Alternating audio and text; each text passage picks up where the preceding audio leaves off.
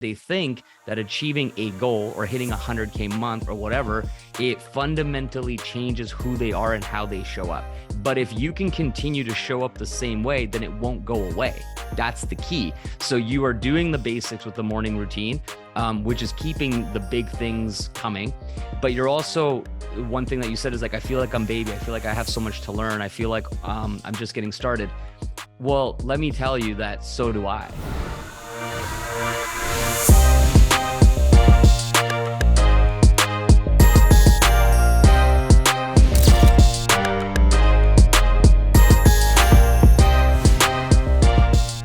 All right, what's up, everybody? Super excited to be here with Samara.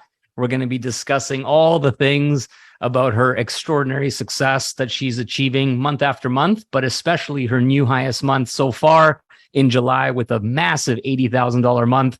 And with that being said, I want to just do a little bit of a disclaimer. By you watching this call and listening to this call, this is not guaranteed that you're going to make an $80,000 month unless you do the work, of course. So how you doing, Samara? You're drinking that good right now. How you feeling? Always am. I'm feeling great. Glad to be here. So good. So let's get started and dive right into things. So first place I always like to start is just tell us a little bit about your backstory. Where were you at in your life? Kind of describe what your life was like before you started your business. Sure. Yeah, definitely. So I think probably similar to a lot of people, I was kind of floating around in life, trying to find what I really wanted to do. I've been a stay-at-home mom since I had my son 6 years ago. He actually just turned 6 on Sunday. And yeah, before that, I did the whole university thing. I got a 4-year degree where I made $33,000 a year. And I was serving. I've always been a server pretty much since I've been 17 or 18. So I served to put myself through university. I served after university and used that money to travel. And then when I got my first real job out of university, I continued to serve because I wasn't making enough money to pay my bills with a university degree job. So I just kept serving. And just really wondering what to do. So I finally got first job. I was doing a trade show coordinating actually for an agriculture company. Definitely, like I always thought I kind of wanted to do something that like party planning more was my thing, but this is my first job and I was like, okay, I could intro into that. But I always really wanted to get into sales actually. So then I ran into a friend from university and actually I quit this job and went into commercial insurance sales actually. And I think a lot of you who run ads will really appreciate the fact that I sat there literally for 8 hours and did cold calling to make commercial insurance sales. So yeah. Definitely sucked the soul out of my existence and definitely knew that wasn't for me. But yeah, just wasn't really sure what to do. And then lo and behold, I actually got pregnant with my son. So I ended up choosing to stay home with him. And then serving's always been, a pretty good gig. I worked at a steakhouse, so tips were pretty good. I could stay home with my kids, still, provide for my family. I realized after the craziness of the world and everything shut down. Out I didn't really understand, I was home with my kid from 7:30 in the morning till 5 at night. And then my husband would come home and we'd quickly high five and I'd go to work 5:30 to 10:30, 11. And I was doing that 4 nights or 5 nights a week. And I was like, oh yeah, this is so great. I can stay home with my kid. But at the same time, lots of the time I was too tired to even really I was forced to change when everything shut down and I went into work one day and no one was there. And then my next shift, the world had shut down and I was like, okay. And then I really got to understand what it was like to be home with my whole family, right? I was always home with my kids. I had a daughter as well, who I had her 3 years later. And I was always home with my kids, but I almost never saw my husband. And it wasn't like, family dinners and putting them to bed because I was always gone. I was always at work. So, when everything shut down, I really got to see that I really wanted to be there for all those moments, not just the time with my kids and really never see my husband and never have that family unit together. So yeah, I was like going around for quite a while. I think every time my hubby came home, I was like, I need to start a business. Like, what can I do? I was thinking of doing, I'm big into non-toxic living. That's kind of how I run my Instagram. So I was thinking of doing like a non-toxic living consultant where I could go to your home and like help you with your stuff. Or then the next day it was like, my sister was a photographer. So I got her to teach me how to use a camera. And I was just like thinking of all these things. How can I stay home with my family and still make money? And then lo and behold, came across my Coach Marina's ad and the rest is really history. I'd actually heard about the product 6 months before and I really, really wanted it. like I said, I'm a huge non-toxic freak, health freak, everything. But yeah, it was at that time I was unemployed and I didn't know you could do it online. So when I came across her ad, I was like, holy shit, this is exactly what I'm looking for. Something I could stay home with my kids. I've been asked to do network marketing before, but the low ticket never resonated with me. I knew it was a lot of work for not a lot of return. So yeah, it was just a really incredible way to have come across it, because I really started dreaming. I really started hoping for it. And I actually looked into my journal in 20, when did I start? What year is it? 2020, the winter of 2020, because I started in 2021. So December of 2020, I looked back on my journal and I wrote in 2021, I'm going to start a business and I'm going to, be a successful business owner. And then holy crap, did that ever happen out of nowhere? So it's just kind of cool to like look back, and I was like really, really dreaming it for myself and really wanting it for myself and putting that energy out there. Started doing a lot of mindset work. I met a credible group of moms who I really resonated with because of the whole COVID stuff. And we got together with our kids, and they were just really incredible to teach me, exactly how important mindset is. And I'd never really done all this stuff, personal growth and meditation and gratitude and all this stuff. It really changed my life. And if it wasn't for that, it definitely, this opportunity would have never came to me. And if it did, I would have been in that mindset, like, no, this is too expensive. This is a cost, instead of being in that mindset where it's exactly what I was looking for, a credible investment. And I knew I was going to be able to pay that back. Amazing. That's such a powerful story. I can relate to a lot of that too, because I was a server and a bartender years ago. I don't even know how many, 10 plus years ago now. And my wife also was a server, put herself through school with tips and all that. So very relatable. And when I first started my business, I was working like all the time. I was on my phone. I was, doing meetings and all this kind of stuff. And she was working evenings. So yeah, that whole high five, I love you, honey, see you later was our reality too. We saw each other for an hour just because of when I got home. She was basically getting ready to leave, and then I'd be already in bed sleeping when she got home. And it was like, we were like roommates on opposite schedules. It was not ideal at all. And then on the weekends, it was the same thing. It was like her days off, like evenings off, were actually like weekdays, like a Monday or Tuesday or whatever. And then on like the weekends, she'd be working. So it wasn't ideal for sure. And then it went on. I think I retired her from her serving job it was like a year after I started the business and a few months after I had gone full time. So I went full time in 7 months, and then it was like 4 or 5 months after of it being like a lot of friction, because now she's like, oh, you're home all day. And, and I was like, well, yeah, but I'm working towards this bigger picture. So it's super relatable. But I want to dig into this just a little bit more before we continue. So what were your beliefs, like your initial beliefs around before, when you were still serving, like rewinding a little bit around like online business or, like network marketing or these kinds of different things that you may have heard about? Like, did you have any negative beliefs about it initially, or were you always open-minded to it all along?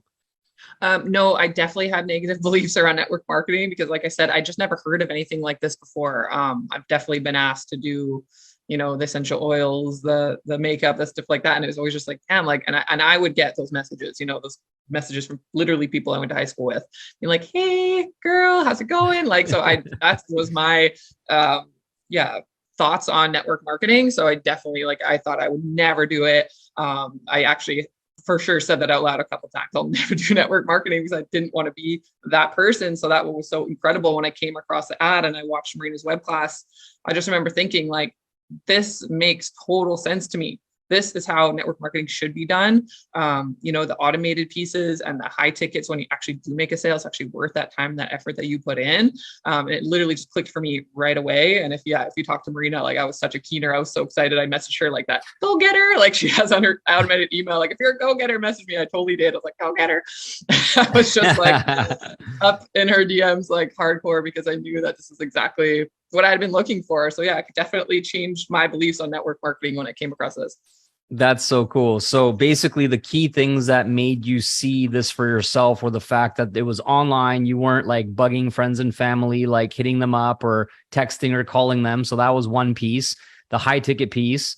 and then the automation. Would you say those are the three things that made you go, wait a minute, maybe I had this thing all wrong? Because I find this happens all the time. I feel like people generalize things in all categories of life, right? They'll generalize diet information, they'll generalize workout information, they'll generalize relationship information, or even network marketing is like everything gets thrown in this one category, when within this industry, there are so many different ways of, first of all, compensation plans, product lines, ways of building the business, different marketing and sales strategies. So it's sad that still in 2022, many people have never considered, hey, there might be many different levels and depth to this space. And that's exactly what happened to you. You basically discovered this like hidden niche within this global massive industry that you were like, okay, this is my little section that I resonate with, which is the same thing that happened to me as well, like 10 years ago. So super powerful. Now, another question, before, when you were first getting started in your business, so you had already got started and you saw people having big financial success or being on interviews such as this one that you're on now, what were your, what were your thoughts, or what were you thinking about when you saw these other people succeeding and winning big initially? Like, describe your emotions around it, or what was going through your mind? Oh, I was like 100%. That's me. No doubts in my mind at all. Like literally at all. It's like, of course I can. Why wouldn't I? I put in the work. And that's the thing. Like I always tell people when I'm talking to them in DMs or whatever, it's just like, are you the type of person who's a hard worker? Are you the type of person who looks around the room and you're like, damn, why am I getting paid the same as you and you and you and you? Because if you are, you need to be an entrepreneur, and this business would be perfect for you, because I knew that if I was going to put in the same amount of work that I always did for every job I ever had, that I would be able to make an incredible income. I had zero doubts. And yeah, I saw Marina, same thing. She had no experience. She, just came across the same thing and just followed the training. That's exactly what I did. Just implemented everything that she learned. And yeah, I just remember like looking at my hubby and punching him in the arm and being like, damn, this girl's making $20,000 a month. Like, that's crazy. And to think now that I made like an $80,000 a month, it's just like so crazy. Because at that time, it seemed almost a little bit unbelievable, but exciting, like at the same time. It's like, right. Hey, I can't fathom making that much money in a month, but if these girls can do it, I can do it. Yeah, that's huge. And I just want to highlight a couple things you just said there for everybody listening right now. Belief, you had it. When you say stuff like zero doubt, that also translates into 100% belief, right? So that's like the opposite side of it. So you have full belief. You had certainty because you knew that you would focus on what you can control, which is your actions, your attitude, showing up, being consistent. So that's where the certainty comes from. Is like, I'm just going to do what I'm supposed to do, and I know eventually it will come, which is massive. And then the final piece is around, what was it? I was going to say one more thing that you mentioned was that you were inspired by the other people who were successful rather than envious or jealous or, mad or why not me or being a victim. You were literally like, if they can do it, I can do it, even though it's maybe a few levels away from your conceptualizing an $80,000 a month, for example, but you're like, whatever, that doesn't matter. It's not going to hold me back. I'm going to keep going. So that's really huge. And I talk about this all the time. And I just want to highlight this one point where, when someone wins a big award or an $80,000 a month or like a Grammy or an Oscar, and they go up on stage and they're like, I never thought this was possible and blah, blah, blah, blah. One of my beliefs is like, I call bullshit when they say that. I call bullshit because the only way you create it is by imagining it. So it might not have been 80K. It might have been a different number. It might have been becoming a millionaire. It might have been becoming a multiple six-figure earner. But before, like, the seed has to be planted first for it to manifest. There's no way somebody wins an Oscar, gets to the top of their profession, and never imagine that they could be the best. I always call bullshit on that. And I feel like that is doing disservice to anybody watching these awards shows because they think like they just got lucky or something. But it's like, no, there was an intention. There was a dream, and then there was massive action that followed up with it, which is exactly what you're saying. So that's super, super exciting. So let's fast forward into this now, because once again, sometimes people look at you or look at someone who's successful and it's like, you're an overnight success, right? You're so lucky. You had this big month, like whatever. And I always like to debunk that because there's so much more that goes into it. So let's rewind a little bit again and describe your mindset and the actions you had in your business for the first 7 months? Because people need to know that you didn't just join and then have an $80,000 month in 30 days. So describe that beginning for you, and what were you thinking? How were you feeling? And how did you show up in your business during that first 7 months? Yeah, for sure. And to be honest, it's been, the first 7 months and the last, it's been 18 months, and I've showed up pretty much the exact same time. Like I said, I was a freaking keener, go-getter. We have what's called like the 6-week business launch in our platform. I finished it in 2 weeks. I was just like, go, go, go. I'm the type of person who gets, passionately obsessed, I think, a little bit. And so, it's just one of those things where I just couldn't stop thinking about it. I was so excited. I saw the dream. I saw the vision. I saw a way that I could really use social media for something good, which I think is really positive and amazing about our business. So many things, it's just very, shallow or a time waster, this or that, but to be able to truly create and to help people, for me, like, people telling me that the content I've shared has helped them to make a really big decision in their life is just like the best feeling ever. So yeah, I just showed up like, oh my gosh, I posted this yesterday. Like, I didn't watch Netflix for over a year. I was literally so gung ho. Every single morning, my meditations, my workouts, every single evening, my affirmations and my personal development books. Literally didn't watch any Netflix. I was, very consistent on my follow-ups, and I always have been. That's something I tell people. Consistency is key, and especially in your follow-ups. Like I said, just really trying to provide free value to people in ways other than business or the product, which I think is huge. And I think a lot of people miss that mark when they start this business. It's like they start right away and they start a new Instagram, and it's like, oh, I just started automation, high ticket, Kangen. It's like, you can't do that. So for me, like literally my very first post when I started this business was like, hey, my page is shifting towards sharing about non-toxic living. If you want to stay and learn about that, great. If you don't, then cool, because I just used my personal page. But it wasn't like right away, like, hey, I started this business. Like, do you want to learn more? It was just like, no, let's start sharing value about the stuff that I have to provide to people, the way I can change people's lives, knowledge I have to share. That really gains trust with your followers, and people really want to follow you and be, learning what you have to teach. And then when they're learning from you, and they can message you and ask you questions, and hey, can you look at this product for me? Or hey, can this, whatever that niche is for you, right? That's when people really start to like, know, and trust you, which is huge. So then that little bit of the time that I did talk about the business or the water, people are so much more willing to listen because I'm not plastering into their face all the time. It really is coming from a place of wanting to help people in so many other ways. And this business and the water is just a small part of that. Right. So your content strategy was diversified. You had like 20% of your content was to do with your product and your business, but then 80% had to do with value that was still in the same health and wellness niche of yours. It was relatable. You were attracting people who wanted to learn more about those things, which you were basically offering to help them with for free. And that's where your expertise was really shining. And then simultaneously, you're like, I also have this business that helps support me and my family and these other things that are important to you. And it ended up being a great 1-2 punch. Like, it's just kind of like makes sense, right? You're like, of course, this is perfect. So that's huge. And a couple of things you mentioned that I want to highlight once again for everybody listening, because you're dropping so much value, but you're also dropping it fast. And sometimes, which is not a bad thing, but sometimes people really just fast. Like, yeah, no, it's not about this. It's not so much about this talking fast. It's about your highlighting these massive points, but almost like skipping over them. So I'm going to slow us down and just kind of highlight a couple things. So for example, you said you were passionately obsessed. Everybody needs to write that down, tattoo that shit on your head and put it on your mirror, because people often don't realize how important this is. Is like, if you go all in on something, you have to be obsessed about it, period. And the thing about it is, when you talk about like, you didn't watch Netflix, right? There's this whole thing on the internet, like, oh, you don't have to stop watching Netflix to be successful and all this kind of stuff. And people miss context. The context is, if you have a full-time job, if you have children, if you have responsibilities, and you're maxed out with your time, and then you're still watching something like Netflix, or another one that was huge for me is live sports. I'm a big sports guy. Those games are 2 or 3 hours, multiple times a week during the season. And I was a fan of multiple teams. So if I actually calculated all the time I watched sports, man, a lot of my time was going to that. And so if you have a lot of time and you're young and you're single and you don't have children and you have a part-time job for a few hours a day, sure, you can watch an hour or two of Netflix and still work on personal development, still work on your business because you have the time and space.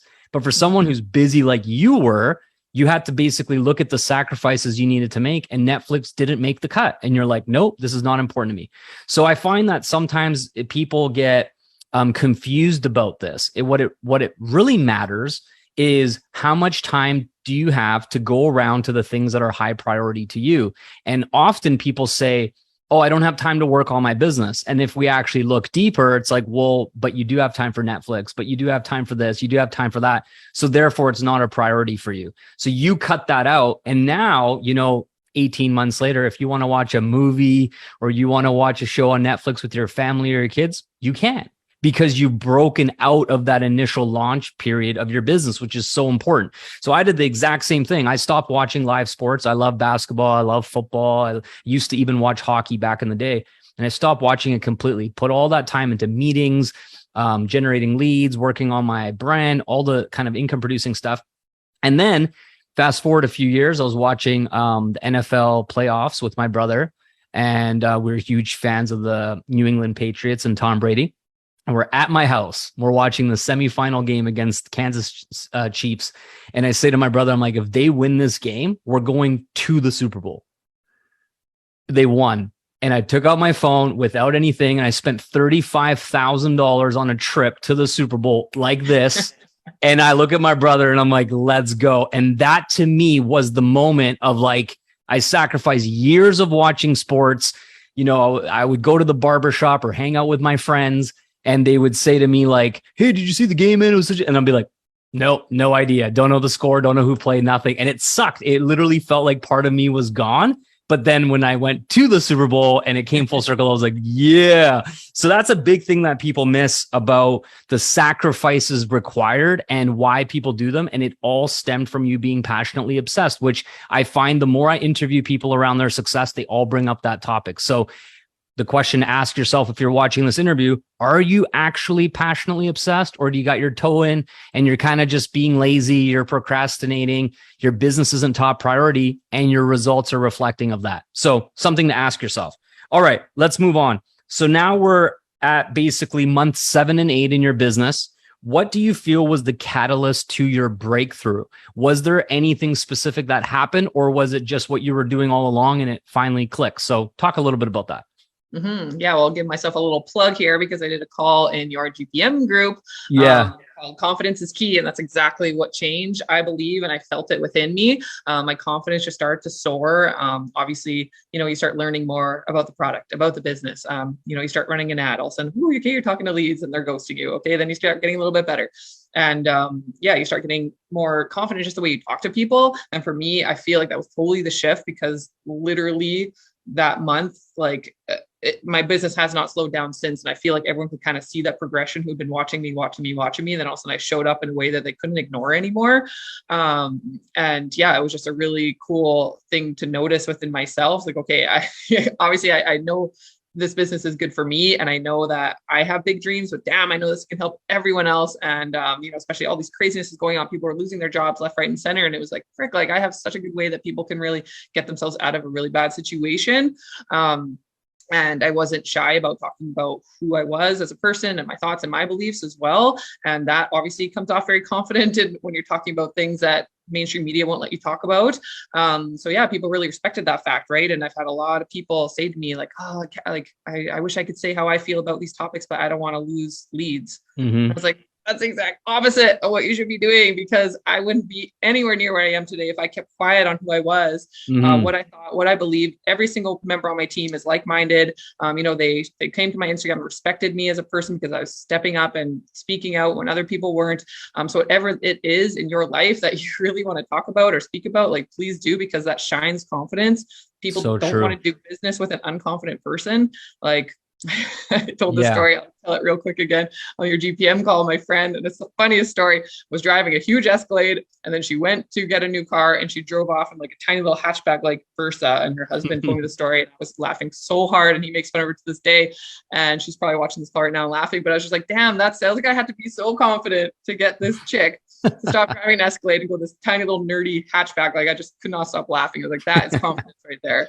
So yeah, that's for sure something you definitely check out that call. I have a few tips on how to increase your confidence, how to come across in that way that people want to do business with you. They don't want to do business with someone who's not showing up and talking really quiet and not, presenting themselves in a way where you're a leader to them and they want to do business with you. Yeah, that is so important. You have to pick your sides. You have to choose your sides. And it's not about division and hatefulness and judging and none of that. It's just standing for who you are and what you believe in, and then being a voice of that. And obviously the last couple of years has given us plenty of opportunities to be like, I'm on this side or this side for these reasons. And the majority of people have stayed quiet, and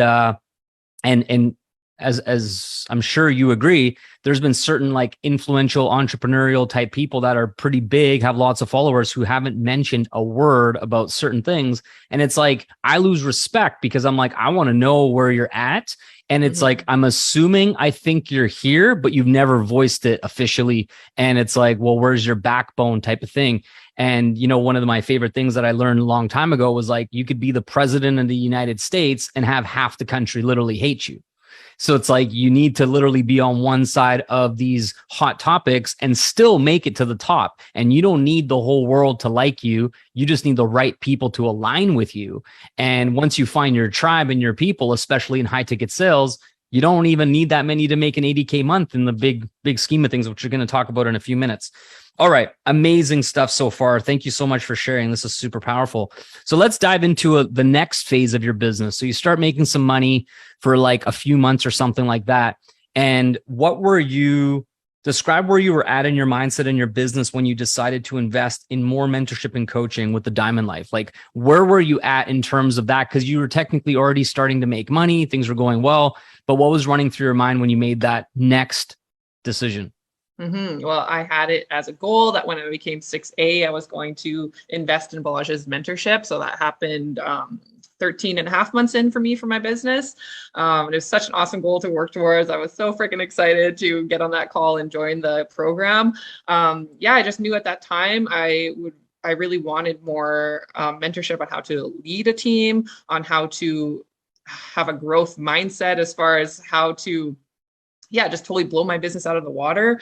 Like, I swear, Balazs, it was the call that you said, you were talking about us making 100K months. Like, it was just no big deal. And I was just like, shit, like, this guy thinks we can make 100K months. And then I had it in my mind, okay, like, I can make 100K month. And then that month I had an 80K month. Like, if you hadn't said that, if I hadn't had a mentor who was opening my mind to the possibilities of what was really possible for myself, like that would have never even been something I would even have thought about, I swear, for years and years. So it was really kind of cool to see that happen. And just all the ways I can really implement, how to grow my business, like I said, in ways I just would have never thought myself.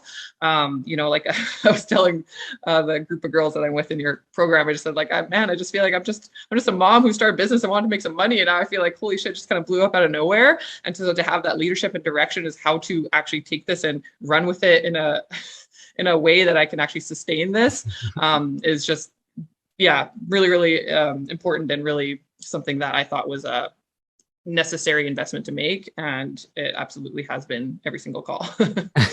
It reminds me of that very first call that you were on once you came into the program. And I remember just looking at you, and you were so serious. You had this like poker face, and like you didn't even like blink for the whole call. And I just saw you taking crazy notes, and you were like, you were so serious. And then I was like, hello. And then you're like, yeah. I'm like, do you have any questions? You're like, it was the best. And then you messaged me after you kind of process things a little bit, and you messaged me, and you're like, yeah. So how long did it take you to get an ROI after that initial investment? Like in my business in general, you mean? I mean, yeah, your business, but also in the Diamond Life program once you invested in the mentorship. Oh man, like the first month. Yeah. Yeah. Absolutely. I remember that first call was the best. I already got a return on investment. I hadn't even had a call with you, and I just got like joined into the group chat, and I was like, holy crap, what did I just join? What is going on? And I was like, damn, this is already worth my money. That's amazing. The biggest thing that you touched on there that you just kind of quickly grazed over it was when you're in a group of people who believe in you and are doing bigger numbers and bigger things, all of a sudden it condenses time frames, because rather than you like linearly inching along and doing like 10K and then 15K and then 20K and 25K, you just had this exponential boom, right? I think you went from like 20 to 35 to 55 to 80 or something like that in like 4 or 5 months, which is huge. And I was looking at your knowing your numbers to scale tool that we have inside the blueprint that you filled out last week. And I noticed that you did about 100K before you joined the program. And now you've done 200K in like 4 or 5 months. That's how quickly you've just been like, boom, exponential growth, which is insane. So basically the last thing that I want to talk about here is for somebody who is just getting started in their business, what advice do you have for somebody who's like right at the beginning, from like $0 a month to like up to the 10K per month mark? What advice do you have for people like that? I think a very important piece of advice, I'm sure you've heard it before, but like, please don't compare yourself to other people. Don't compare yourself to their journey. Even if you're at the same point, like you've both been doing the business for a year, it really doesn't matter, because you really do have to become the person who will be able to handle the success when it comes. And for some people, that just takes a little bit longer, a lot more personal growth, a lot more confidence building, all these things. So, that's a lesson I definitely had to learn when I went, before I saw any money come in. I definitely had to stop comparing myself, and just really, instead of comparing yourself, just really take it that what you're seeing in other people is possible for you. So just, be so grateful for the fact that they're doing this, because damn, not only is it possible for you, but then they're going to come back and they're going to teach you what they've done. Right. So for me, for so many people who had the success, like they were always on a call, like telling us how they're getting so many leads and what they're doing with their ads and how they're following up. And now I can do that for other people. Right. So be happy for people when they're having the success when you aren't, because they're going to be there for you to learn from. Right. And it's such an incredible energy exchange, which I just love about this community, that we're always here to help each other. So definitely don't compare. And just be honest with yourself if you're actually putting in all the work. Like so many people, I feel like they're getting down on themselves, or they're not seeing the success they want, but they're really not putting in the work. Like, let's be honest. So, at the end of the night, like truly ask yourself, like, did I do everything today that I could have done to get me closer to my goals and closer to my dreams? Like, am I doing, my business actions? Am I working on my mindset? Am I doing the personal growth? Am I showing up to the trainings? Am I doing all the things? And I think most people know, like when they aren't doing those things, they know why. Just be honest with yourself, and really reach out to the people in your community, your accountability buddy, whoever, just to get you back on track. Start coming to the training, start showing up, and the more energy you put into the community, to the business, the more energy you're going to get back. 100%. So that brings me to something you covered once again in that amazing value you just dropped, is like, there's people watching this right now who are intimidated, scared, nervous, like trying to rack their head around what that looks like.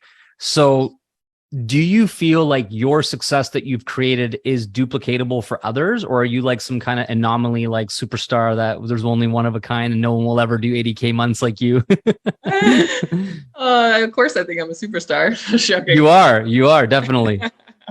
No, absolutely. And that's like the whole reason why I started this business, is because I knew it was duplicatable. I came in and had zero experience. I literally didn't even know what a reel was. Like, reels were so popular. I'd never even pressed that button. I had no idea what it was. I didn't know what a hashtag was. Like, I didn't know anything. And just knowing that I had this community to come into for our platform is incredible, for the training. Just knowing that I could just go through this training and really implement it and show up, and know that every single person who had come before me had zero experience just like me, right? So it was pretty cool to see, and just to believe in myself, because I saw it with all these other men and women who were making it happen with zero experience. That's so powerful. And that's the biggest thing you guys have to remember then you're watching this, is like, there's a duplicatable process in place. And that's also what Samara followed. And then she added additional mentorship and coaching to accelerate the speed of belief, the speed of certainty, and basically being guided. Because she's like a stallion running full speed, and I'm just kind of going, go left a little bit, keep running, go left. And she just keeps taking action. It's amazing. So that's the final question that I had, is for someone who is already in the business, already potentially making money, or maybe not making money. What would you have to say to somebody who's on the fence, considering, the value of investing in further mentorship and coaching with the Diamond Life, which we have multiple programs. We have a program that's for people under 10K per month in income, 0 to 10K. And then the program you joined was you already exceeded that level. So you got right into the second tier, which is the blueprint. So what advice do you have for someone who's watching right now, who's maybe thinking about getting extra help and support? I think like anything, right? You need to have that growth mindset. Investing in yourself and in your business is always going to pay off. And like I said, like I swear I got my return on investment before I'd even talked to Balazs, just like hearing the value that these other people were sharing from their calls that had come before. It's just such an incredible way to really grow your business and to expand your belief into ways you never thought. And then when you get to the point where you're, making these months that you probably are not knowing that you would ever make, then you have someone to guide you exactly what to do with your money, how to keep it going, how to make sure you're not getting burnt out and overwhelmed. So that's kind of where I am at this point right now. He's teaching me how to outsource, and I would have probably literally never thought to do that, honestly. So he's teaching me how to outsource, and I'm trying to implement that right now in my life. So it's just it's something you definitely have to consider if you want your business to continue to grow. Otherwise, I feel like it will just plateau in a way, because you won't be able to continue handling everything that's coming with this business, because it's a lot. So let's talk about that. So first of all, if you are someone watching this call right now who wants to get involved in the mentorship, just type 1 in the chat below, and someone on my team will reach out to you and let you know next steps. If you want to talk to my team to see potentially it might be a fit, might not be a fit, drop a 2 in the chat below. And I want to ask you one last question before we wrap up. To give context to those people who are building an online business, who are putting in the time, putting in the work, how hard did you work for an 80K month? How many hours did you put in? How many sales calls did you do per week? Like, how much were you involved in your business to actually achieve that result in the last, in the month of July? I feel like my hours have been pretty consistent. Like I start around 15. I work about 20 hours a week. The month of July, which was my 80K month, I had 27 sales calls. So yeah, that's why Balazs is pushing me to outsource that. So that's going to be really cool. So yeah, 27 sales calls. I think I had 450 leads come through my ads.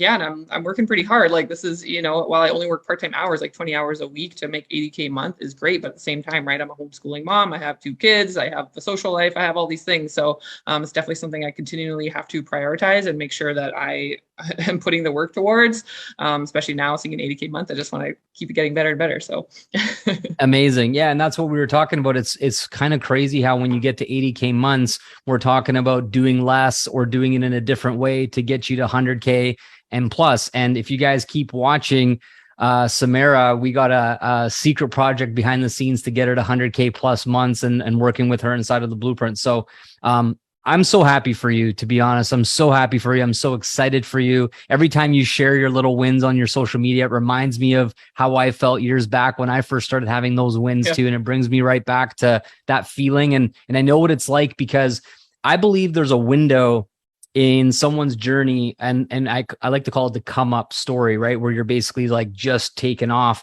And there's a window where it's so fresh and it's so new that all the old life that you had, you can remember it clearly, vividly, right? It's like you remember what it was like to be a server and not see your husband and go and the struggles of not having enough money. And like you shared a couple things about patio furniture, right? You were like talking about how you never had any patio furniture. You never thought you could afford a nice setup in your backyard. And then you went and splurged and got this beautiful patio furniture. And I'm like, that's so cool. Like, I know exactly that feeling, because I thought the same stuff too. So many things I would walk past in stores and be like, no, that's not for me. I can't afford that forever, for years.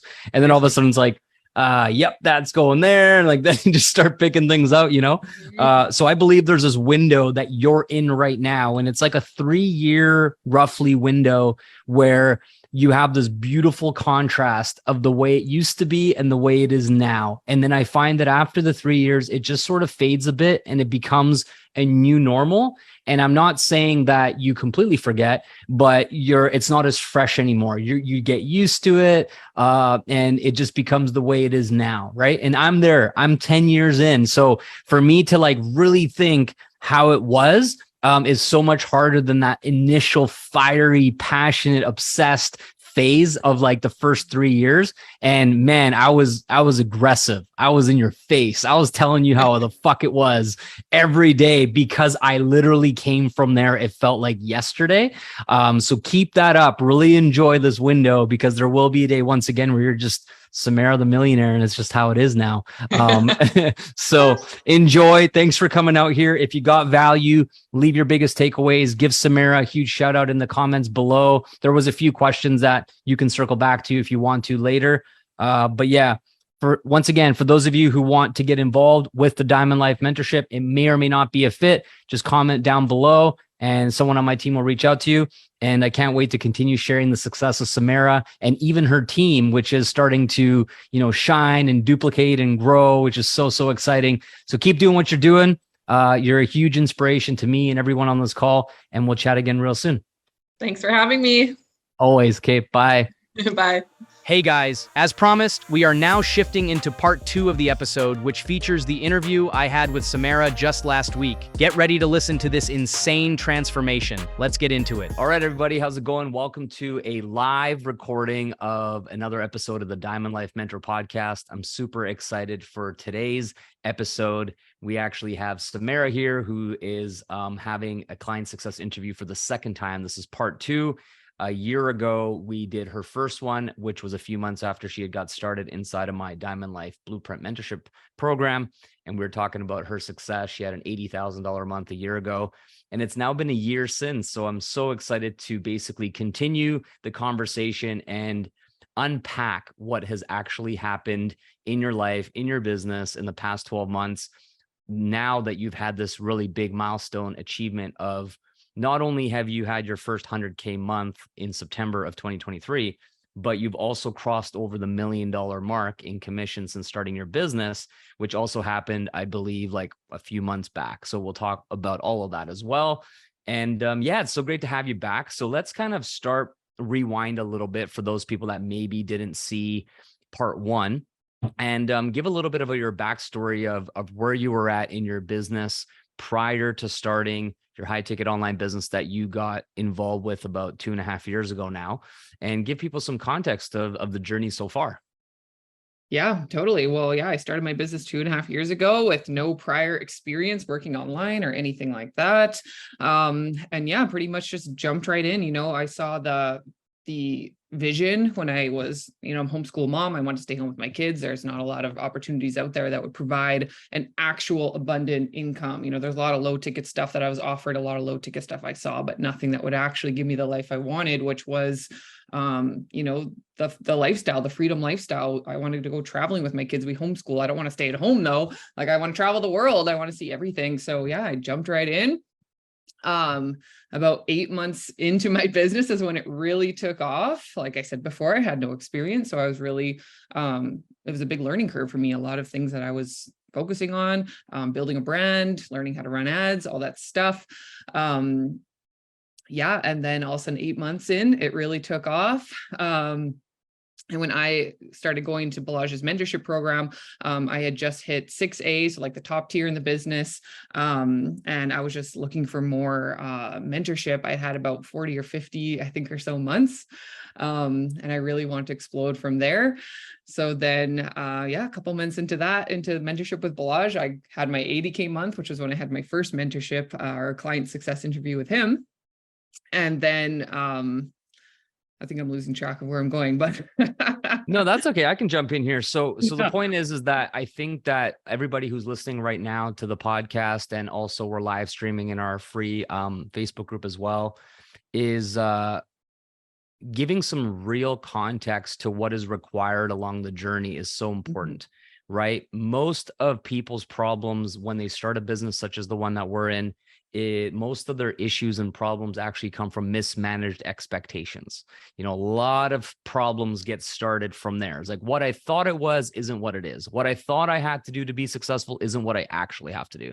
How long I thought it would take isn't how long it actually takes. And that gap causes people a lot of suffering, a lot of disappointment, a lot of scrutiny, judgment from spouses and parents and friends, because when you get into a business, right, you have this this enthusiasm, this excitement, like I'm going to be a millionaire and I'm going to do all this stuff. And it's not that you won't, it's that it probably will require more than you thought, longer than it actually takes, a lot more disappointment, a lot more failure. And so what happens when you mismanage expectations personally, and you put those expectations on people who know you, and then you don't hit your goal within that allocated time, then from that point forward, everyone starts to shoot it down and it's a scam and you did the wrong thing and you made a mistake, where actually you just have to stretch out the timeline further, and all of those intentions and goals and things you want to create will still happen. And your story is a really beautiful representation of this, because for 8 months, you know, what you shared on part one, which everybody listening can go back and listen to that as well.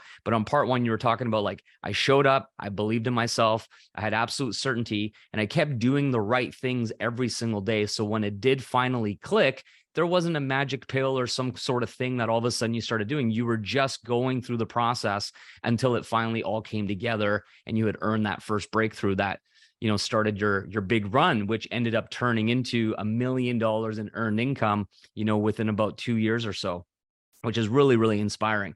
But I want to talk about this next phase. So you hit your 80K month. We finished off that conversation at the end talking about you're so close to your 100K month. It's coming. Let's make it happen. And of course you were trying to do that and all that. But there was a ceiling, this perceived invisible ceiling that you really needed to grow through to actually experience your first 100K month, which came 12 months later, which once again, to a lot of people in this space would have been super discouraging if they had a goal like, I'm going to hit 100K month by the end of last year, because we had our conversation in August, and let's say your goal was by the end of 2022, and it didn't happen. A lot of people, maybe I'm just not cut out for this thing, or maybe I'll just settle for a 6-figure income or multiple 6-figure. Maybe the millionaire status is not for me, and all this kind of stuff. But we fast forward now a year later and it has happened. So let's walk through this journey of how did that unfold for you? How was your confidence? How was your approach once you start hitting some of these higher income months? And what happened as you inched closer to 100K, but you didn't quite hit it? Like, walk us through some of the stuff that you experienced. Yeah, for sure. And I mean, it's obviously a goal that I had. It's kind of hard to be like super disappointed when I'm still hitting like 90 and 70 and 80 months, you know? So it's like, okay, yeah, I know I'm going to get there. But it certainly was a goal of mine. And I definitely thought it would happen sooner than it did. And there were a lot of things that had to happen along the way. I know for, you know, one of the parts, Balazs, I was telling you about, I had a 90-day month, and then it was 75, and then I had a 30K month. And that to me at the time was literally devastating. Mm-hmm. Because it just simply wasn't what I expected from myself. I expected much more from myself, and just from everything I had going on, you know, I knew I was capable of more. So while some people might be satisfied with 30K month after you have the 80, 90, 70s, and you're shooting for 100, the 30K was just simply, I just knew I could do better. So after talking a little bit with you about what was going on, and honestly, I simply was just letting my finger off the pulse of my business. I was enjoying the freedom a little bit too much. I have a lot of outsourcing going on. So I have a lot of team members helping me as far as following up with leads and doing sales calls and things like that. So when my numbers started plummeting, and Balazs was like, okay, well, like, Samara, you know, what's going on in that weekly call you have with your sales team? And I was like, what weekly call? I said, totally. I remember that. Mm-hmm. Yeah, you kind of gave me what for that, because like I said, I just was enjoying it. I had my finger on the pulse for a really long time. But then when I took it off, and I took it off for quite a few months, I was in Mexico, I was traveling with my family, doing all these fun things, that, you know, I wasn't keeping an eye on what was going on. Mm-hmm. And I remember specifically you telling me, though, you said, Samara, okay, you need to start doing those weekly calls, like start tracking their KPIs and all that stuff. He's like, and you said to me, but don't have this unrealistic expectation that it's going to take you a long time to get back up to those big months. As soon as you plug back in and, you know, figure out what's going on, you're going to be able to have a really big month right away. And I did. And so I plugged back in. Now we have weekly calls that we go over literally everything. You know, I started watching pretty much every sales call that my team was doing and giving feedback. And, you know, quickly went back up. And then all of a sudden in September, I had my 6-figure month. Amazing. And let's talk a lot about what you said, because I think it's so valuable for everybody listening. So when you look at uncharted territories, right? That's how we need to look at our business. So it's like we have this ship, it's our online business, and we're out in the middle of the ocean and we don't know what's going on. And so the storm rolls in and you're on this ship and you're like, I don't know what to do. Like, I'm not sure how to survive this storm. And then your income's plummeting, your thoughts are creeping in, or like, oh my gosh, maybe I made the wrong mistake or the wrong move, or I hired the wrong thing, or I outsourced the wrong thing. And it's pretty catastrophic if you don't have someone to lean on who's literally been there. And that's the value in the mentorship side, is as you described what was happening, I'm like, oh yeah, I remember the time that I went up, I went back down, and I was very much caught like with my pants down of like, what did I do wrong? Like, I made a mistake, I screwed up. And so as we walked you through that of, hey, it's just a little micro adjustment. It's not like you got to blow everything up and fire everybody and like redo your ads and redo your funnel and like everything's garbage. No, it's just a micro adjustment, and you got to keep your head cool about the situation. And so that's exactly what you did. You're like, cool, got it. Let me start taking more accountability with people that are working on your team. And very quickly, you're able to identify, oh man, this is why this is going on. This is the thing that you're not saying or not asking. And you just made these tweaks with the sales team, and then boom, things started climbing back up really fast. But what would you say in the last year was some of the key things that you actually have changed or implemented within your organization of your business, whether it's team members that work for you or within the sales team or the content or the marketing or any aspect of your business? Is there 3 things that you can think of that have been the most pivotal for you to be able to maintain high numbers, but also scale to your first 100K month? Well, I definitely would say scaling my ads. That's one thing that you've always pushed me to do a little bit more of. And it's so funny because you know that it's a magic ATM shooting out money, but for some reason, scaling your ads for some reason is always like the scariest part of your business. So, scaling my ads, definitely something that, what were you spending a year ago versus what are you spending now? Yeah. So I was probably spending about like $1,500 a month last year. Mm-hmm. And then even just at the beginning of the year was still spending only about $3,000 a month. And then now I'm spending about 5 or 6. So, I mean, I still should be and could be going up. I'm just trying to find, a system. I have an ads agency working for me now. So just kind of playing around with that kind of stuff. But yeah, scaling your ads is something that, I could have done sooner on it. Everyone I feel like should be doing sooner on into their business. So definitely scaling my ads, bringing in more people. Because at the time I only had 1 person on my sales team. So now I have 2 wonderful ladies on my sales team, which has been a huge game changer as well. Keeping them accountable, just growing the team and making sure everything's cohesive there. And honestly, in always investing in myself, as far as I went on a ton of different events. I went to a ton of events this year. And that was huge for me. Obviously, I spoke at your event, Balazs, your 10-year anniversary event, and that event changed everything for me. And I can guarantee you, and I say this to my organization and people I talk to, if I hadn't gone to that Vegas event, I would not have had 100K month. And what was it about the event specifically? Yeah, specifically, it was the fact that I was talking to all these different people who just run their business in a different way that I never did. My mentor never did. My organization, my platform never did. So I'm talking to all these leaders who are up there on stage at your event, talking about what they're doing. And now, for example, I'm doing my first live webinars, which I've never done. And that has been a game changer. And right now we're in the middle. We just finished halfway point of my first 90-day sprint. And my 100K month was the month that I've had the highest amount of passive income from my team. Which is interesting because I remember us talking a year ago on the last call where one of your challenges that you were really facing was a lot of direct sales that you were producing, which was contributing to your high income, but there wasn't enough time for those people to learn the skills, go through the learning curve, and actually start to produce their own sales that would contribute to your overall income. And now I feel like fast forward a year, they've been going through the training, they've been learning, you've been mentoring them and have more leadership skills yourself personally. And now you're starting to get duplication more than you did in the past, which is so important for so many people to realize, because what I've noticed in this business is there's like two types of people. The first type of person is someone who'll make one or two sales, then completely stop making any directs, and basically expect those one or two people to do all the work, all the sales, and just like ride off into the sunset with their like residual income. And it's like, no, not quite how it works. And then there's the other person who's just a sales machine, producer, and they're making great income and great commissions and things like this. And they can even own multiple accounts and get themselves to some of the higher ranks. But there's very little team growth. There's very little duplication of leadership. And so they run into that. It's like a glorified online sales job versus a real leveraged passive business. And I think like time, you're around 3 years in or getting closer to the 3-year mark, that initial first year or first 3 years actually gives you that runway time for people to start getting their feet on the ground and like figuring that stuff out. So besides the events and the 90-day sprint and some of these cool things you learn from other leaders and scaling your ads, that's two. What is one more main thing you feel that you've implemented to further build the foundation of your business to where it's at now? Well, I talked a little bit. I said growing my sales team and making sure, keeping a pulse on my outsourcing. Right. It's been massive.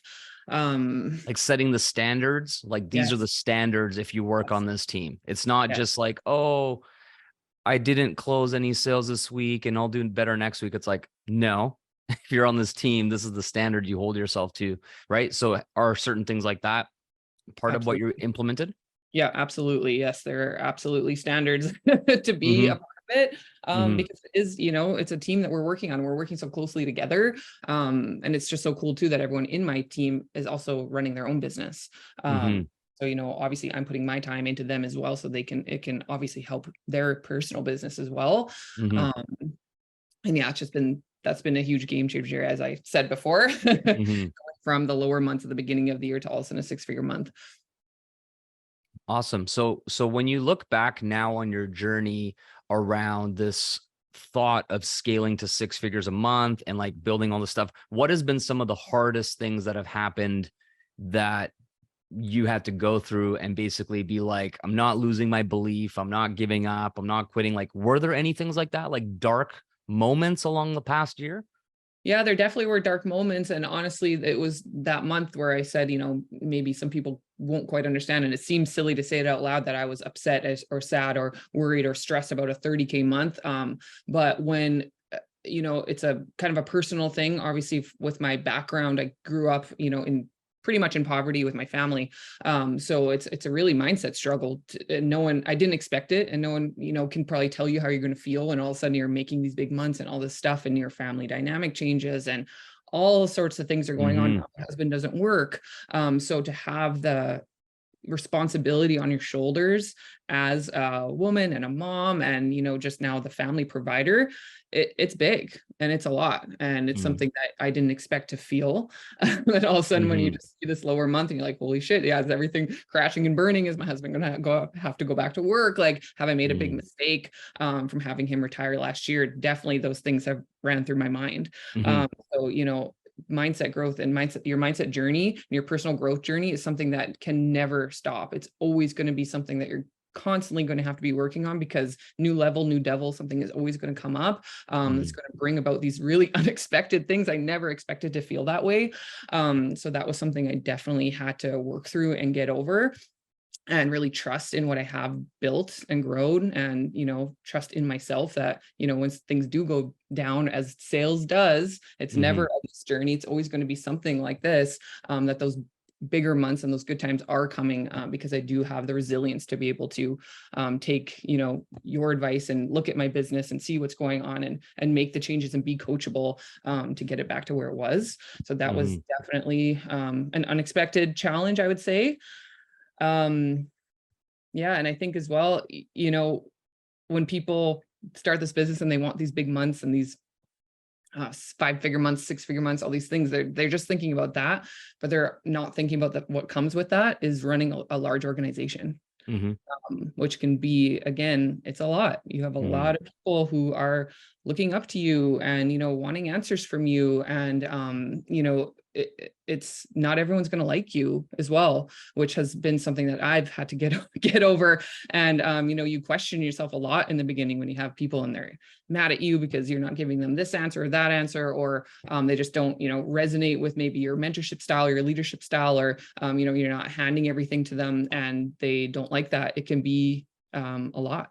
It can be something that you struggle with mentally as well. So that's been something that, again, it comes with making the money, is being a leader of a large organization and all the things that come with that. So if you're not there yet, just enjoy where you are, because you're like a free bird when you're 3A, 4A, like you have no responsibilities. It's so much fun. And the more money, the more responsibility, and it's great, but it's just something you have to start thinking about. If you want those big months and you want this large, everything that comes with it, you have to start thinking of your leadership skills now, because it's only going to help you when you're running a organization of hundreds of people or thousands. Mm-hmm.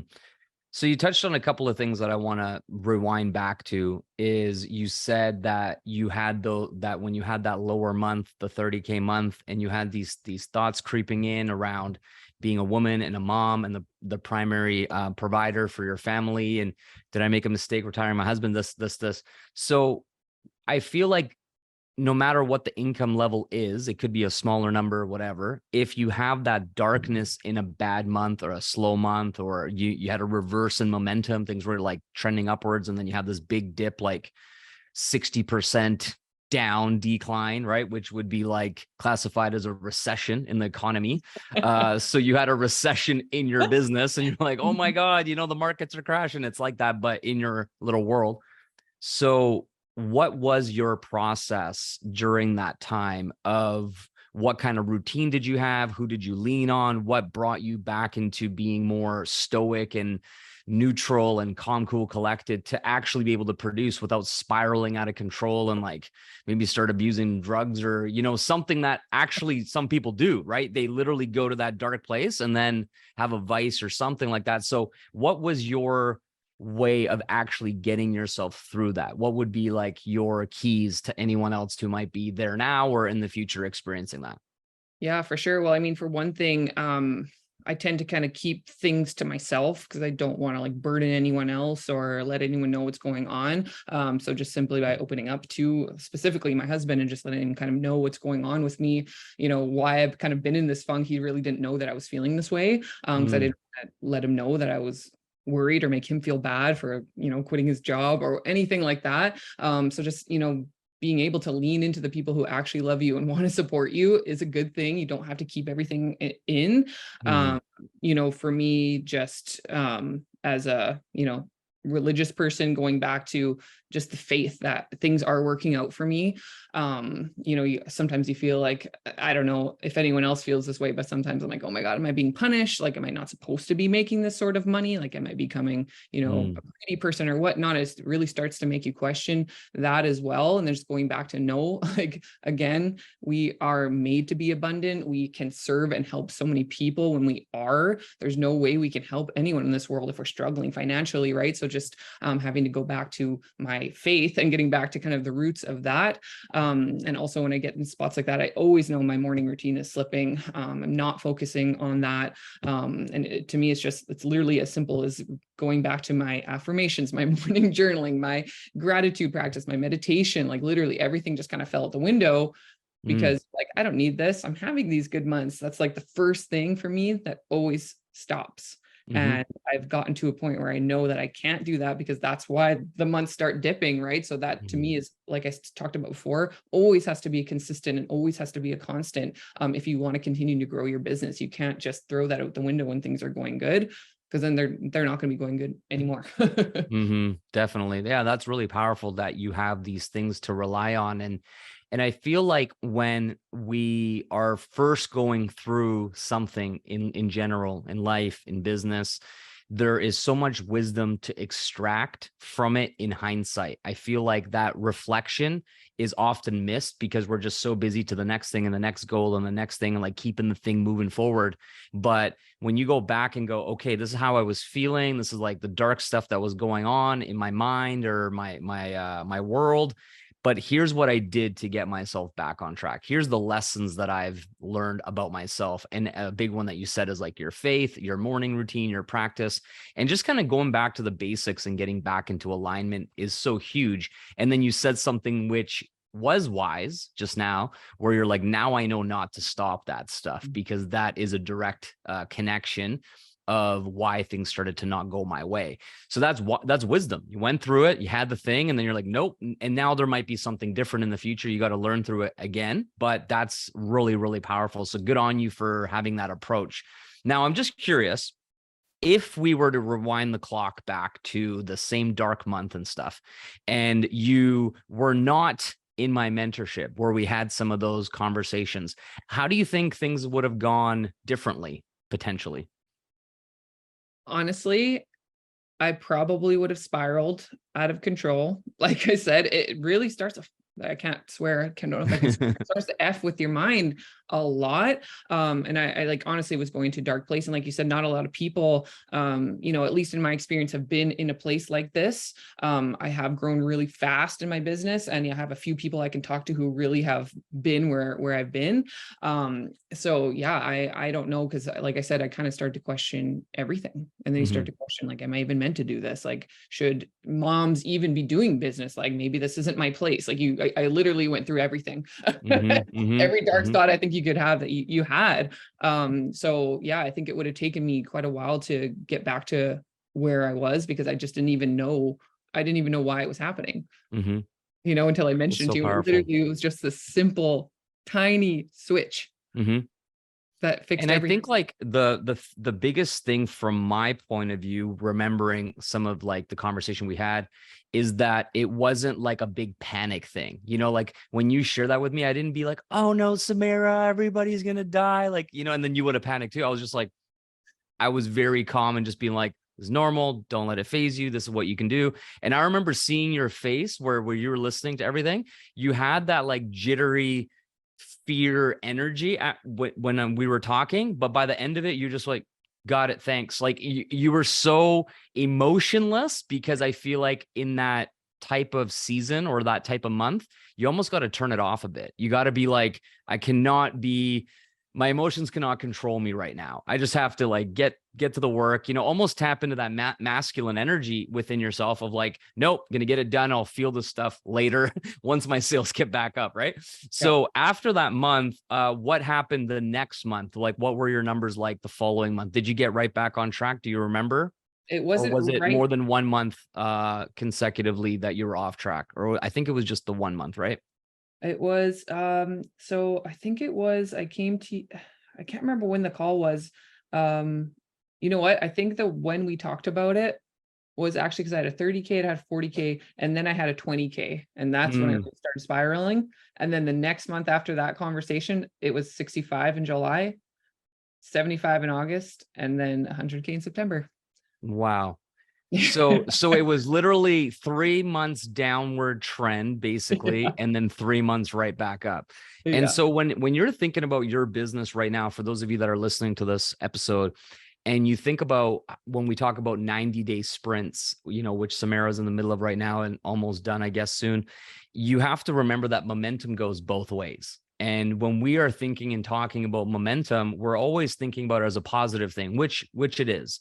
But negative momentum is a real thing. The downward spiral, the things not clicking, the mental worries, and then how that makes your confidence slip, and then it makes you show up differently, then it makes your team start doubting you, then it makes them doubt themselves, then all of a sudden there's all this like scrutiny, maybe the whole business is a scam, maybe the whole industry is a scam. Maybe it's that time where the US economy is finally gonna, and you're like, whoa, like, hold the phone here, right? Don't have to blow things out of proportion, but that's exactly what negative momentum is. And then to reverse that, it takes like double or triple or quadruple the amount of energy and work to get things back on track. So I actually want to give you a huge round of applause and congratulations that you handled yourself so well despite the decline and everything else. And then you pick yourself right back up. And that was this year, right? This summer that you're describing, right? Am I correct? So that was the same summer that these events were happening. So another interesting thing that I want to make sure everybody catches up on is when you're in this decline and this negative momentum and whatever, a lot of people wouldn't have gone to the event. They would have said, oh, I can't spend that money now on a hotel because my income's going down so much. So I can't afford the ticket and I shouldn't spend that money, and go into fear and scarcity and lack thinking. But your approach was, I must go to this event to get something I need to get back on track. So talk a little bit about that. Is like, it's kind of counterintuitive and counter logical for the average person to go and spend more money, to go traveling, to go to an event when you had a 20K month versus an 80K month. It's literally 75% down from the peak, right? That's a big, big dip. So you went there and then you said it literally changed everything for you. So talk a little bit about that, where when you went to the event, how did that change your confidence? How did that change your self-image? You spoke on stage for the first time, you got an award, you met some cool people. So what was it that really shifted for you outside from the stuff that you directly learned? Was there something else that happened? Honestly, it's just the fact that, I'm in a room with so many people that I can't even believe I'm in a room with. I can't even believe I have the honor of speaking on stage with. And then so many people came up to me and said I was their favorite speech of the day.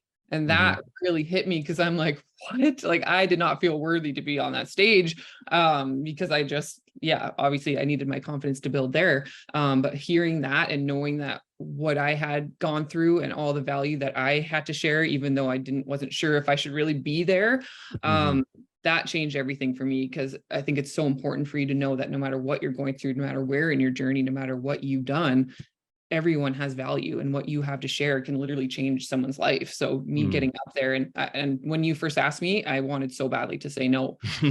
I made so many excuses in my head why to say no. And you had asked me, something personal was going on, so I didn't answer you right away. But then I'd been like maybe like a week, and you're like, hey, like, are you coming? And I was like, oh, I was just like, I'm not going to go. And then I asked my husband, he's like, Samara, of course you have to go. And I was like, yes, I'll go. Yeah.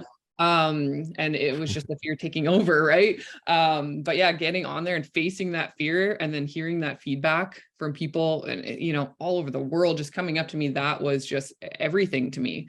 And it made me really realize that, you can't hold back. And I always want to be a leader that leads from example. And, for me not going would have been everything I preach against. I always say, lead by example, face your fears, all those things. And if I hadn't gone because I was scared, I would have been such a hypocrite. So I knew I had to go. And then, it made it so worth it just to hear that from people, knowing that everything I've gone through, is helping them to build their business and make these big months. And, they're hearing my words and taking them and implementing what I have to say. That's massive. I actually am a huge believer in, like, we need to judge our own character, our own integrity, our own leadership when things are going badly, not when everything is all rosy and, rainbows and 100K months and everything's clicking and working. It's like, that's when you're really demonstrating your personal growth, and all that time you put into reading the books and journaling and gratitude is like, that stuff shines during your darkest times. And if you crumble under pressure, or if you throw in the towel or any of that stuff, is like, well, that means none of that stuff that you did even worked, because those are the things that someone would do who hasn't grown as a person and doesn't know what to do when things go wrong. So like I said, when we look at someone as a leader, when we look at somebody as a influence of who we want to learn from, such as yourself, we want to actually be like, well, what did she do during that decline and negative momentum and stuff like that? And because you bounce back, that's like credentials, right? You get the little award on your jacket. It's like, okay, you just earned a stripe of leadership that you can leverage that now for your community when you're training and speaking and stuff like that. And other people are going through a negative time or a difficult time. You can be like, look, I get it. I've been there. This is what happened, but this is what I did to get myself out of it. And that's so powerful, because you have that in your resume as a leader indefinitely, right?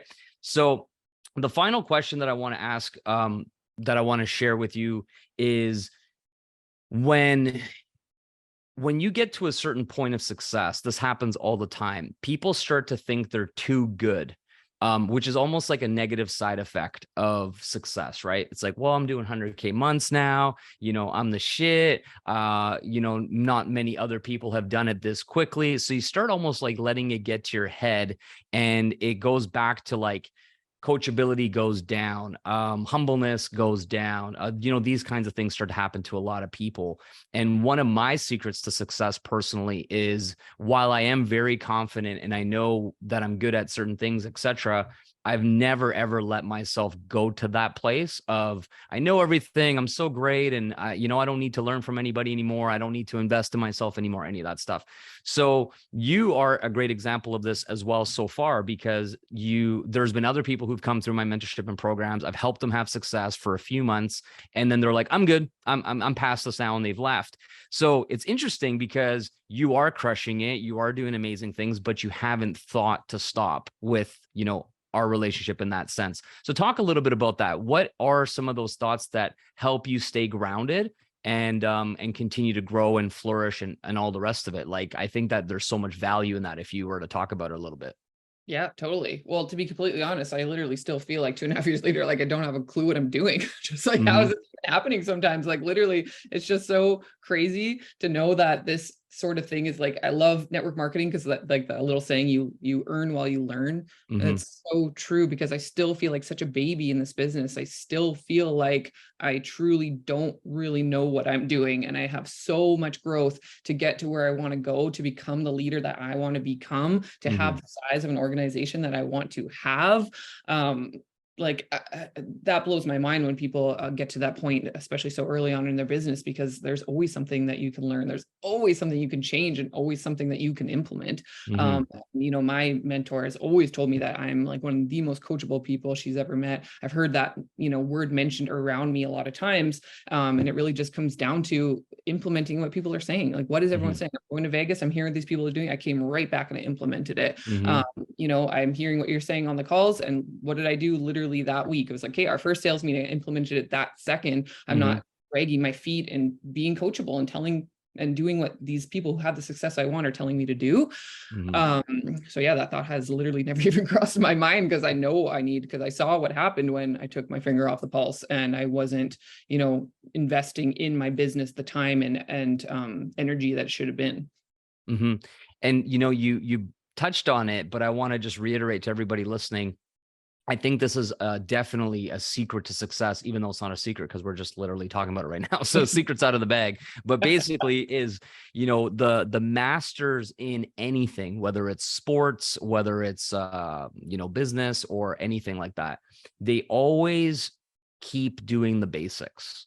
You know what I mean? Like, if you have a guy like a Kobe Bryant or something like this, and he's one of the top people ever in the world and stuff like that, he's like, you know what? I'm done practicing my free throws. Like, I know how to shoot the ball and whatever. No, the guy's in the gym doing, thousands of shots, even at the peak of his career.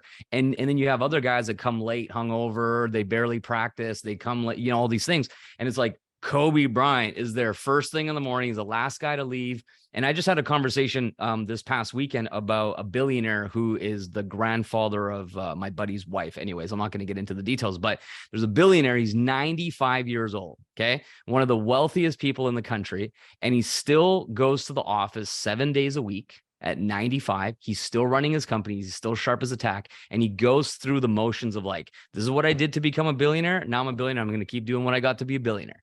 You know what I mean? And that's the opposite mentality of so many people, because they think that achieving a goal or hitting 100K month or whatever, it fundamentally changes who they are and how they show up. But if you can continue to show up the same way, then it won't go away. That's the key. So you are doing the basics with the morning routine, which is keeping the big things coming.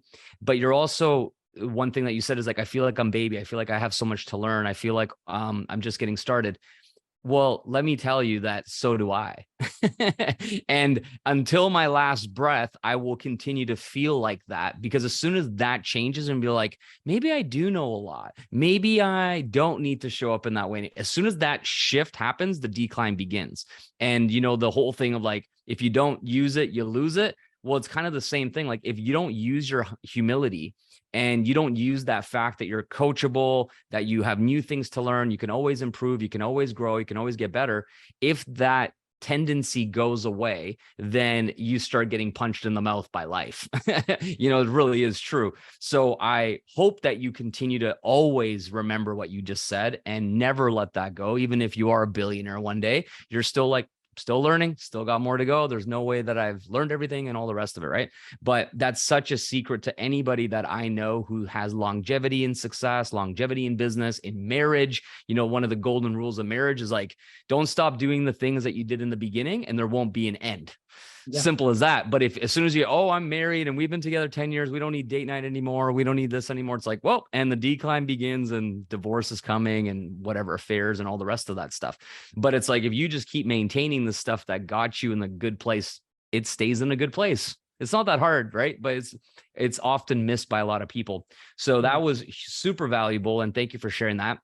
And the last question that I have before we wrap up this amazing update on your success, which is so cool, which did come with some negative momentum and some declines, but you figured it out, picked yourself back up and continue to grow. And I know that we'll have another one of these at one point and it will be a bigger number and your team will be bigger and you'll lock in legacy. And then you'll start having people in your organization start locking in legacy and you're still just getting started and the best is definitely yet to come. But the last question I have is for people who've been listening to my podcast for quite some time. They've been, listening to these interviews for quite some time, but they're still a little bit unaware of the true value of mentorship, especially in the context that I provided on these calls that we do. What do you have to say for those people that are on the fence, thought about it, but they haven't quite pulled the trigger? What is your perspective now being in my mentorship for, I think it's been how long now? A year and a half, something like that. Yeah, something like that. What's your new take on this? Because I know you've answered this before, but is there a new perspective that you have looking back now on the value that you've had just from interacting with me and having access to me and the mentorship, et cetera? Totally. I mean, if you're on the fence, it's absolutely priceless. It's like any investment into yourself, but the fact that you have to take that return on investment, it's always about return on investment. And if you're like the small amount of money I have parted with to have a mentorship with Balazs, who's one of the top distributors in the world, that small amount of money I parted with, he has the mentorship that we've had and the advice he's been able to give me and the relationship that we've been able to have, I've been able to pay back that investment probably 20, 30, 40 times over, who knows by now. So it's just like anything, right? You have to look at that return on investment and investing into yourself, into mentorship and someone who has been there, like he's talked about today, he's been there. Anything you're going through, he's been there probably 40 times and he's going to be able to tell you what to do, right? When you're doing this all on your own and for the first time, you need someone in your corner. And yeah, it's honestly been one of the best investments absolutely I've made for my personal business. And, the numbers speak for themselves, really. That's amazing. And it's been a pleasure to coach you because like I said, there's this whole concept around like when the student is ready, the teacher will appear, and you can't be a great mentor without great students. Like if I had people just listening to me, never implementing anything, never taking action, there would be no results. There would be no ROI. So it's definitely like a team effort of here's what I think you should do. And then you go do it and you come back and you're like, it worked. And in some cases you're like, it's not quite working. We're like, cool, let's continue tweaking it until it does work. And that's happened on a couple occasions, but either way, we always figure it out. You always show up. I think you're literally on every single call. You're very committed. You show up to everything. So for everybody listening, there's more to it than just paying the money to get into the mentorship. You actually do have to do the work. You do have to show up, just like with anything in life. You have to do your part. And Samara's been like the golden standard of being a great student and then turning around and being a great leader, a great mentor. So if you're on Samara's team, you're super fortunate, super blessed. She's teaching you all the stuff that she's learning from me as well as other places. And so continue to implement, continue taking action, just like Samara has. And eventually you will have the massive success too. Even though there might be some darkness along the way, that's okay, because it is part of the journey. There's no one I know who's been a straight upward trajectory and it's all been rainbows and sunshine. It's like, hey man, there's always got to be corrections and learning opportunities and growth opportunities. But then when you come out the other end, you're so much more capable and you're so much more resilient, and you build this level of confidence and belief where you're like, I know without a shadow of a doubt, I'm going exactly where I need to go because I've survived all these previous storms and dark patches and et cetera. So I just want to congratulate you once again. It's been a real pleasure and honor to coach you, to work with you, and to see you grow. Having you speak at the event was amazing. You did an outstanding job. You got the top producer award. You've been crushing it on the sales contest. Like, you're crushing it. So, while you keep a cool head and don't let it get to you, it's also important to recognize that you are a champion and you're crushing it, and it's still just the beginning. So thanks for coming out here, and we'll do this again, I'm sure, when you hit your 250K month, which I think it's coming eventually. I know it is. So thank you, Samara, and we'll see you again another time. All right, everybody. See you in the next episode. Bye-bye. Bye-bye.